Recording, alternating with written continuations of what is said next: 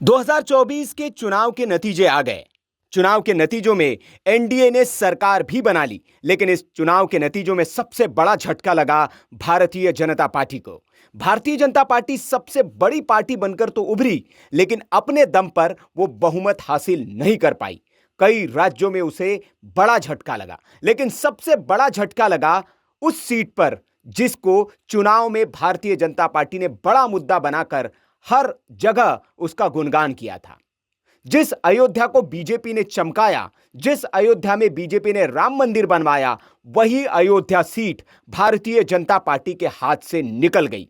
इस सीट पर चुनाव हारने के बाद सोशल मीडिया पर तमाम तरह के सवाल उठ रहे हैं। अयोध्या के लोगों को भारत के लोग कोस रहे हैं, क्योंकि ये नतीजे न सिर्फ उत्तर प्रदेश के लोगों के लिए बल्कि देशवासियों के लिए भी आश्चर्यजनक है।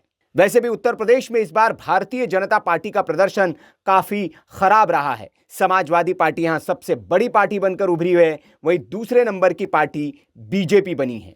आपको बता दें कि भारतीय जनता पार्टी ने इस बार 400 पार का नारा दिया था, लेकिन वो 300 के अंदर ही सिमट गई। इंडिया गठबंधन की ओर से बीजेपी को कांटे की टक्कर मिली और यूपी में बीजेपी को इंडी गठबंधन ने बड़ा झटका दिया। लेकिन सवाल यह कि जिस राम का आशीर्वाद बीजेपी को अयोध्या में नहीं मिला, बाकी 12 ज्योतिर्लिंगों वाली सीट पर क्या हाल रहा, ये लोग जानना चाहते हैं। इनमें से पहला ज्योतिर्लिंग गुजरात के पाटन में है, जिसे सोमनाथ कहा जाता है। इस सीट पर भारतीय जनता पार्टी को जीत मिली है। वहीं आंध्र प्रदेश में स्थित मल्लिकार्जुन की बात करें तो यहां के मछलीपाटनम से एनडीए की सहयोगी जनसेना पार्टी की ओर से जीत हासिल की गई है। मध्य प्रदेश के महाकालेश्वर उज्जैन की बात करें तो यहां से भी भारतीय जनता पार्टी ने ही जीत हासिल की है।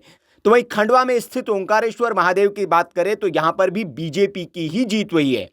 वहीं उत्तराखंड के गढ़वाल में स्थित केदारेश्वर, जिसे केदारनाथ के नाम से जाना जाता है, वहां पर भी भारतीय जनता पार्टी ने जीत हासिल की है।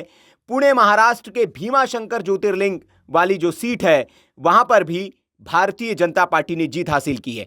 वहीं वाराणसी में काशी विश्वनाथ जहां मौजूद है, वहां से खुद प्रधानमंत्री नरेंद्र मोदी ने विजय हासिल की है। वहीं महाराष्ट्र के नासिक में त्र्यंबकेश्वर महादेव है, जहां पर शिवसेना उद्धव गुट के नेता ने, तो वही झारखंड में बाबा बैद्यनाथ के धाम में गोड्डा से भारतीय जनता पार्टी के उम्मीदवार ने जीत हासिल की। वहीं गुजरात में एक और ज्योतिर्लिंग है नागेश्वर, यहां पर भी भारतीय जनता पार्टी, और घुश्मेश्वर जो औरंगाबाद महाराष्ट्र में, वहां पर भी एनडीए ने जीत हासिल की है। तो इस तरह से भले ही राम का आशीर्वाद भारतीय जनता पार्टी को न मिला हो, लेकिन 12 ज्योतिर्लिंगों वाली सीटों पर सब पर भारतीय जनता पार्टी का दबदबा रहा है। एक सीट उद्धव गुट जीतने में कामयाब रही है, बाकी सारी की सारी 11 सीटें एनडीए के खाते में आई है। तो ये 12 ज्योतिर्लिंग वाली सीट का हाल है। खबर पर आपकी जो भी राय हो कमेंट करके आप जरूर बताएं। वीके न्यूज, राष्ट्र के नाम।